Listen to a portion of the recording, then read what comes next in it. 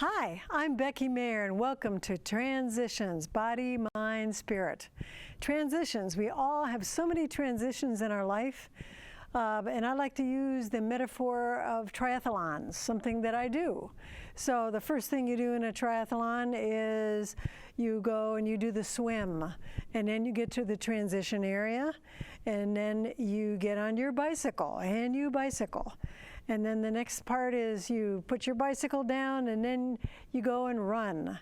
And that's a metaphor for in our lives. We have so many different things that we start at one thing, we change, go to something else.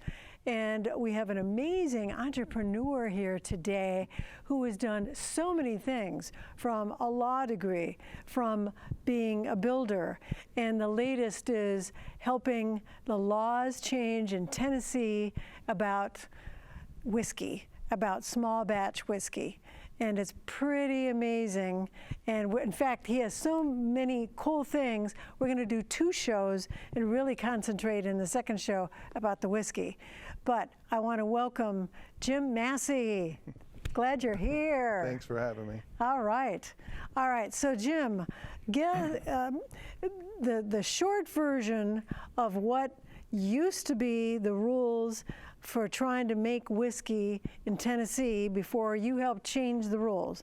Give me the short version. Very, very short version is effectively only 2 companies had the ability to, Jack Daniels and George Dickel, to make whiskey in the state. There are only 2 companies in the whole state. There was one exception for a chocolate maker in Cookeville, and then a few years before that, there was a carve out for one individual to have a small facility, but that didn't affect the whole state. That was just a very local. Okay. One. But so for the most part, at the time that we got started, there were in the country there were only about 22 craft distillers. In the whole U.S. In the whole U.S. of small guys, and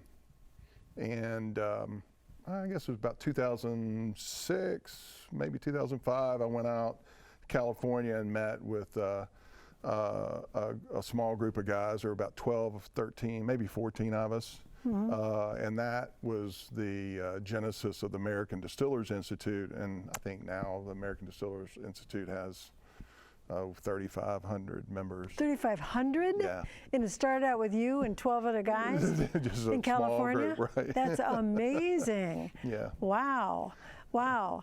Okay, so today you can make your own whiskey in the state of Tennessee, and small batch artisan whiskey means what?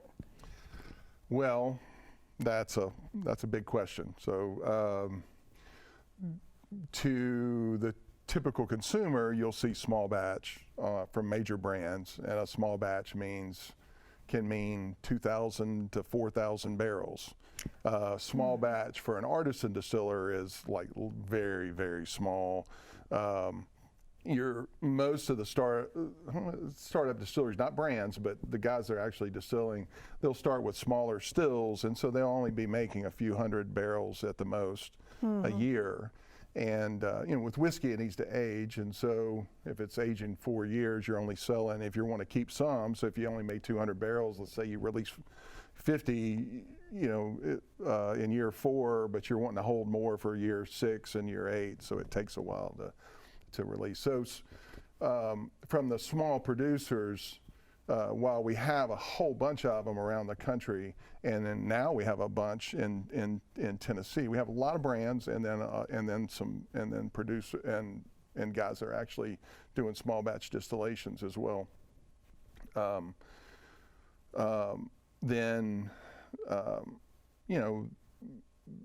Something less than certainly less than 1,000 barrels a year. Okay, and that's small. Typically more like less than 200 barrels a year. Okay, so that's small batch. Mm-hmm. All right, and now you have your own batch. You have your own brand, mm-hmm. and this is the bottle here, and I know we're gonna. And it's Tennessee Walt Straight Bourbon Whiskey Fugitives, Tennessee Artisan. Okay. That's right. And we're going to go in the second show a lot more about this particular brand and what all it has. But this is a product of you doing the homework to get the laws changed. That is. Well, we had to get the laws changed so that we could have distillers here that then could create craft, then the craft brands could happen. And that really came from an inspiration that goes back for me to when I was literally 10 years old. And you were 10 years old in Lincoln County. Right. Well, right, in Lincoln County. Right. And that's important because the Lincoln County process is what defines Tennessee whiskey. So in Lincoln County, if you're from Lincoln County, everyone from Lincoln County knows, oh, well, the Lincoln County process defines Tennessee whiskey. And that's a method of how you make the whiskey. And what that means is you run the whiskey before you put it in the barrel through maple charcoal. And it's a charcoal mellowing process. And then you put it in the barrel.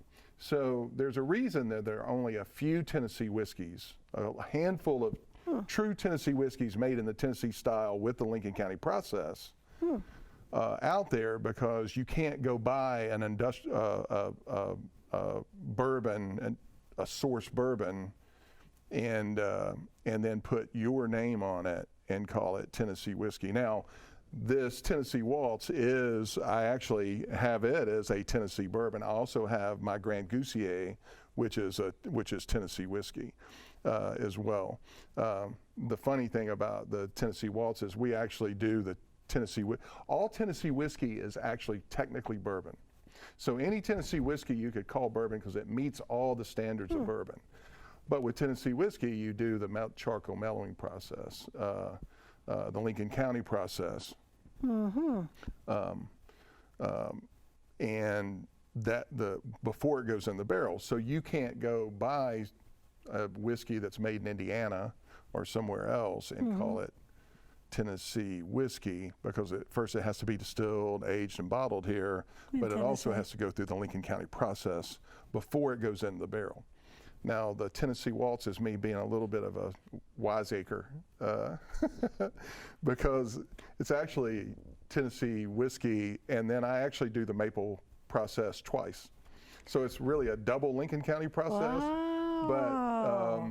But there are a lot of folks that say, oh, well, I just like bourbon. I don't need mine filtered. I don't like the Tennessee whiskey style. But they really are equating that to maybe what they drank from, Jack Daniel's obviously is one of the most famous brands in the world. Right. And they make some great whiskeys. Right. But there are people that say, well, I don't like that. I prefer this bourbon or that bourbon. So I don't like Tennessee whiskey in general. And here's the thing, from a distiller, from an artistic standpoint, think of all the beers you make, and really, this is not new news. Think in Scotland, all the different types of Scotch that's made in Scotland. How many types are there? 300? Hundreds, yeah. So, and what do they feature in Scotland? It's all about the grain that's grown near the distillery, and that's really the piece that was always missing. And for me, and that was really the inspiration early on. Why can't the grain that we farm in Tennessee make one of the best whiskeys in the world? Yeah, keep it on home. Yeah. And most people don't realize I'm 60 years old, so I was born in 1961, and I grew up through the 60s and 70s. If you ask my wife, I'm still growing up. I still need maturity. Still growing up. But when I started grade school, a sizable portion of my class were full-time farmers. By the time I graduated from high school, literally no one, and maybe one family in the class or in my graduating class were full-time farmers. Everyone had to have other jobs because the farms really wouldn't support them. And the other thing you need to remember is that bourbon and American whiskey was, bourbon in general, American whiskey was, there were distilleries going bankrupt in the 70s, late 60s, 70s, into the 80s. Bourbon was on the downturn, and it was all about Scotch. And so that's why I go back to a little kid. When I asked my dad, I'm like, we ended up just putting some of our fields in pick, which means the government's paying you not to grow something, so that will support the price of grain, because you don't want too much supply makes the price go down, and to support the big farms, they need the little farms not making it. So it's you pay farmers not to grow something in order to support the price of grain. And to me, that just seemed like, why would you do that? And I said, well, there are train cars of grain going into Jack Daniels. Why can't we grow? Why don't we grow corn and have it there? I'm 10 years old.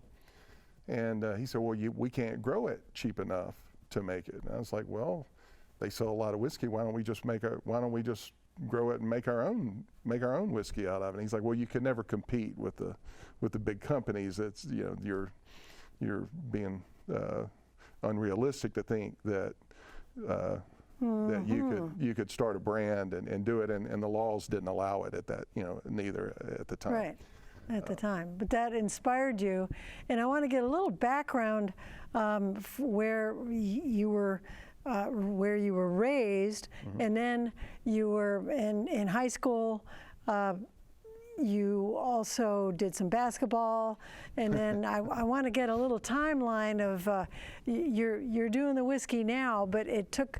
You had some very interesting things on the way to Whiskey Land. Oh, absolutely. So you went to college where? I went to college at Rhodes College in Memphis. In Memphis. Well, first, my junior year, I transferred to a boarding school, Chattanooga Baylor, which was, I love all when I talk about my classmates that were farmers, I'm talking about my classmates in Giles County. I went to school at Giles County High School.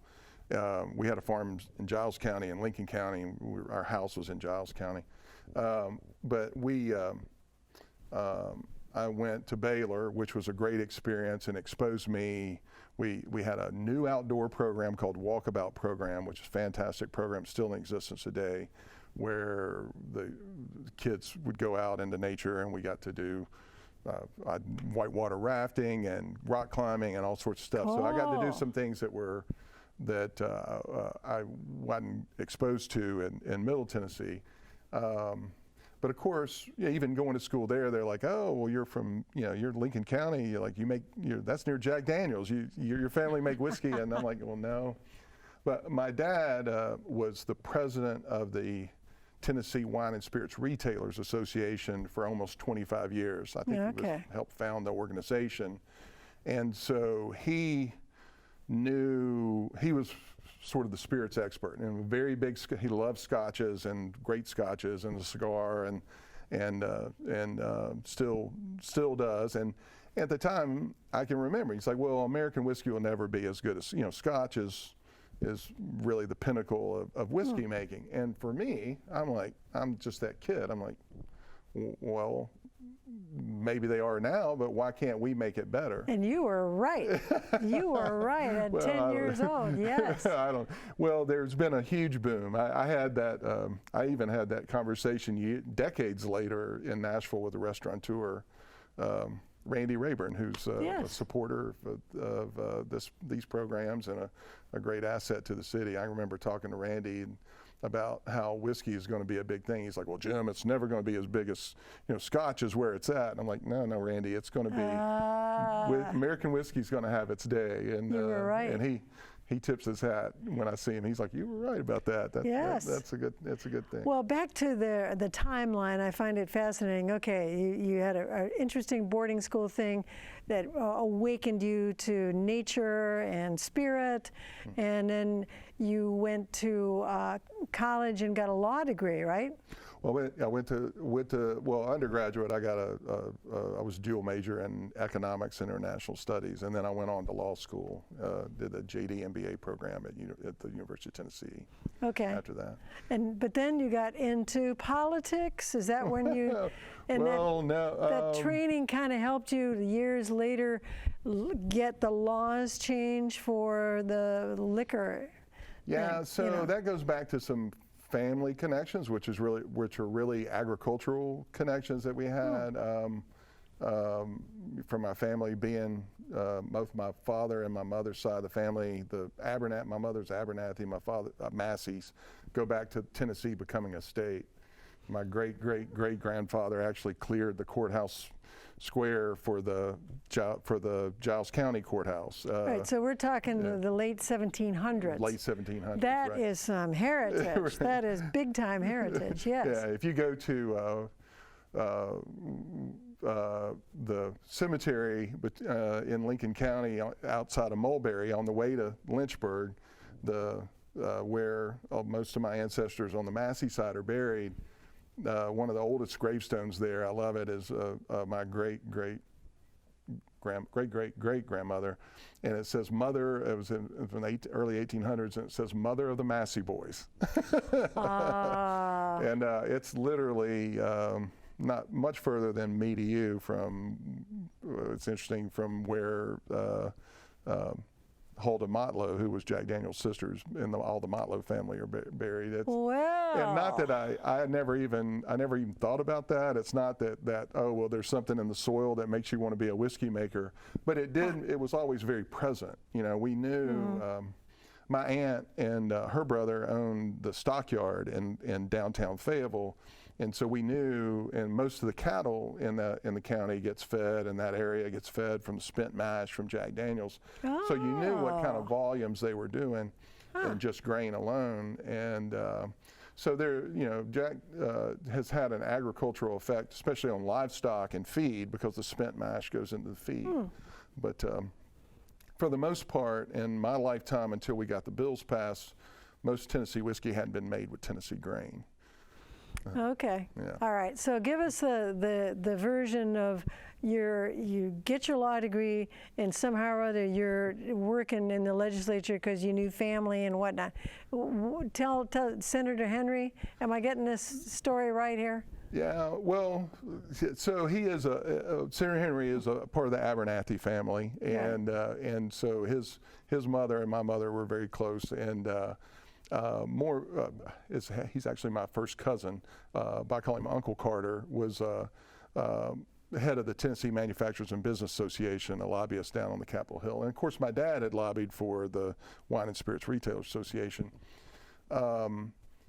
When I came out, I moved to Nashville, and while I had the law degree and I was working, I was playing a little music and having some fun, but I wanted to do something productive. I did volunteer many hours for the Capital Case Resource Center, and doing appellate briefs and that sort of thing, but part-time. But I also went down and worked at the legislature, and Senator Henry, Duck. Rest his soul, was head of the Finance Ways and Means Committee for the state, and I got to be the analyst there. So I made my way around. It was easy for me to, all the people that worked, the people that worked there and the representatives knew the connection. I had a connection to them before I ever walked in the door, so that helped. And it really taught me a little, more about the inside workings of the legislative process. I didn't go down there for that reason. I went down there because I thought it would be a good thing to do and be, see what I could do to help. It didn't pay great, but it was something that I wanted to be exposed to, and thought it'd be very interesting to be down there. So fast forward, you have this background, and then when did you? Because there's so much more, and we don't have as much time as I wish. So you're working, and you understand the legislature. You have in your head, I want to get some legalization of small batch. That's my goal, right? That was you were, and so it took you how long? And give me the short version now. How it took 2 years to get everybody. Well. So it's a really good story. So I didn't go down to the legislature, work at the legislature, thinking I was going to end up trying to lobby any kind of laws through. It was really just to help out. I will say that I think Senator Henry said, the last time when you worked here, that was the last time we had not that I helped the budget, but I did help put the appropriations budget together. He said, that's the last time we were in the black. Wow, that's... that was just dumb luck that I was there at that time. But it was fun being a part of that process and really seeing the needs across the state and the difficult decisions that the legislators have to make and allocation of funds. how do you do that? But anyway, so I got to see that. But more importantly, go back to when I was in college. I did do a semester abroad at the London School of Economics, and then after college, I was through playing college ball, and I got to travel a little bit. So anywhere that I went, people would say, "Oh, you're from Tennessee," especially while I was in London. Like almost every night, it was like, "Oh, you're from Tennessee, you make whiskey," and I'm like, "No, I don't make whiskey." "Well, why not?" And I'm like, "Well, we can't. That's the only people allowed to make it in Tennessee are Jack and George," which, interesting enough, George Dickel's owned by a London-based company, okay. Diageo. So we got. So from that inspiration, and then having the experience down there, I saw in the New York Times or the Wall Street Journal an article about a guy in California a few years, 6 or 7 years later, 8 years later, making a bourbon that got mentioned. It's like, hey, there's some good bourbon coming out of California. So I'm going to go, okay, well, if this is taking notice in New York, I'm going to go out and meet this guy. And so that's how I ended up meeting Bill Owens, who was the founder of the American Distillers Institute, and got to meet some of the core people in the industry and talked about the opportunity that everybody's like, "Oh, you're from Tennessee." And I said, "Well, I'm not even from Tennessee, I'm from Lincoln County." They're like, "Oh, you're from Lincoln County." And, I've got Lincoln County roots. And they're like, "Well, why don't you need to do it there." And John Fisher, who was really revolutionary in the financing of the wine industry, and that created the Napa and Sonoma, those that helped create those valleys, the business model for them with the financing. I was in a talk with him early on, and we got to be good friends. He's like, "Jim, there's no reason that Tennessee can't become the Sonoma Valley or the Napa Valley of whiskey." Nice. And so there are other reasons in how you make whiskey and styles of whiskey and what we can do and the opportunity, and not just whiskey but other spirits as well, the opportunities that we have. But that was the inspiration for me. I'm like, I'm seeing that. I'm seeing and fortunately, some of the other guys had done studies about the beer industry. And so the beer industry is basically about a decade to 15 years ahead of us. And if you'll think about the number of craft brewers that were here in the early 90s, and then how many we have now and what percentage of the market it is, it's huge. And it's the curve. So the curves are really matching each other in growth and number of entrants and volumes of sales. And so the craft industry is just lagging behind that. Now the hurdles to get into the distilling industry are higher because you have to age whiskey as opposed to beer, which you can immediately release. It takes time. Okay, so basically, it took 2 years to get this legislature through, and in the meantime, did you have another job? Yeah, right. So I did. I did this on the side while I was actually I was building some homes and doing some development in the creative world, which sounds totally different, but it's actually the same thing. And it's all about creativity. I want to get in before we run out of time that you were a builder. Like I live in 12 South, and right down the street where Burger Up is, and you did that development. Right. And also you developed you're the pinnacle of this incredible house in a gated community, and a big music person bought it, and that was like. You said that you sold it and you felt like, I feel like I lost my child. I mean, all that. That's right. And was that a turning point in your life? It was. I love the creativity of building something. And I was very fortunate to have a partner, Dugan Davis, who was just an angel of a person. And we did one house, and we did really well on it. And I sold it to a great musician in town named Darryl Brown, who's won a number of Grammys and such. And then he and his partner Roger Canaveri lived there, and they loved it, and they became great friends because they would just say, "Well, we love your house," and we became friends. It's interesting. The house sold to Kesha, and then and then Kesha sold it to Steven Tyler, of Aerosmith. And so I get this call, and it's like, "Hey, Jim. Darryl Brown said you built my house and the house I live in now, and I was wondering if you'd come up. I got a couple of questions for you." And ended up being friends with Steven Tyler. So for the kid that was from, rural Tennessee that, grew up listening to Aerosmith and just loving that, it was a little bit of, it was a weird thing, but I really enjoyed it. And what a great guy. And it's interesting. So he's got Nashville connections. A lot of his, some of his musicians now are from the Nashville area that he tours with. So that, anyway, it's a lot of fun. You were doing the building. I was doing the building. And then we're trying to, and in the meantime, you're married and you have 3 kids. Right. We haven't even talked about them. 2 are going to Yale and 1 is already out of college. Or she's, my oldest is about to graduate from Savannah College of Art and Design. Yeah. All right. So creative kids. Yeah, she's very smart. She's a pistol. She does great. And then, proud of my other 2 as well. But I had those balls in the air. The thing I realized I loved about building was creating, and the thing that having a partner like Dugan let me build whatever I want to. And I said, well, I'm going to build my masterpiece, and I effectively sold it before I even finished it, on the condition that I could finish it like I wanted to, because I designed every aspect of it. Wow. And then, but once I sold it, I realized, okay, that was just, it hurt my soul to let it go. And I'm like, I'm not sure I can do that. And of course, people that are in the industry are like, well, you did that when the crash happened, and you set records for the most this, and your commercial development did well, and you were doing this before everybody else. You must be doing great. And it's like, why'd you walk away from it? And I was like, well, at that time, that was when just before I had read that article, and so that seed about craft distilling had always been there. Right, and I just really felt like, to me, the Tennessee farmland is so important. The Tennessee countryside, it's what makes Tennessee special. And I bought my first car making a nickel a bale, baling hay. When everyone else was getting 2.5 cents, I was getting a nickel because I worked twice as hard.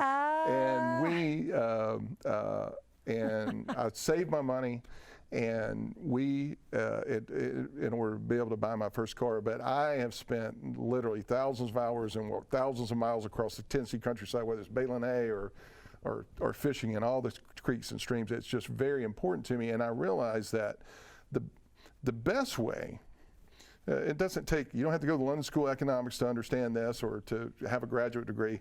The best way to preserve Tennessee's countryside and what makes Tennessee special, and to save Tennessee agriculture, is to make agriculture a good business. Well, to make agriculture a good business. And I'm gonna. And how do you make agriculture a good business? Right. And we need to wrap this up. Okay. But the neat thing is that we're gonna have a show number 2. Oh, okay. So.